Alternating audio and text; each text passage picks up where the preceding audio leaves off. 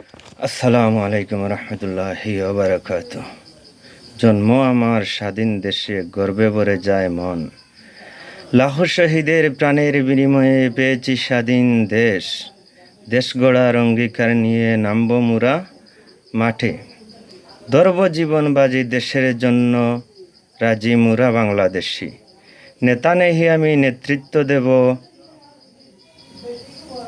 তাই কি আমি বসে থাকব? যুগে যুগে অনেকেই জীবন দিয়েছে এই দেশের জন্য। 2024 সালের নতুন প্রেরণা মুদের, আবু সাইদ মুগ্ধ আরও শত শত। আমি ছাত্র নেহি রাজপথে নামব, সঙ্গী আমার কম।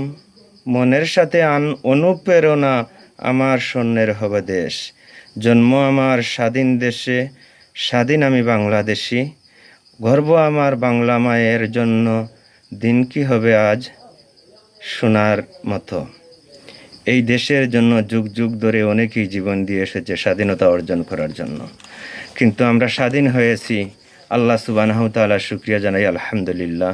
কিন্তু স্বাধীনতার পরিপূর্ণ স্বাদ উপভোগকে কতটুকু করতে পারছি আমি জানি না।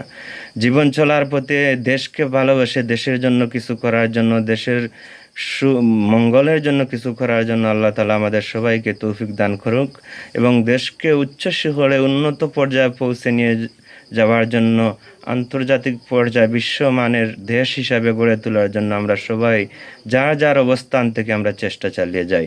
আমি একজন কৃষক, আমি কি পারবো দেশের হাল ধরে দেশকে অন্য স্থানে নিয়ে যেতে? এই ভাবনা নিয়ে আমরা বসে থাকবো না। আমি কৃষক, আমার পরিপূর্ণ কৃষকের দায়িত্ব পালন করে যাব। আমি কৃষক, যদি হাল চাষ ক্ষেত করে ধান ক্ষেত কামার যা কিছু আছে তা যদি দেশের স্বার্থের জন্য আমি উৎপন্ন করতে পারি, আমি এইগুলো কাজকর্ম করে বিক্রি করতে পারি, তাহলে তো আমিও তো দেশের একটি পরিশ্রম করলাম, দেশের একটি হাল ধরলাম, দেশকে একটি অবস্থানে নিয়ে যাওয়ার চেষ্টা করলাম। বাকিটুকু আল্লাহ তাআলা আমাকে তৌফিক দান করুন। আল্লাহ আমাদের সহায় হোক।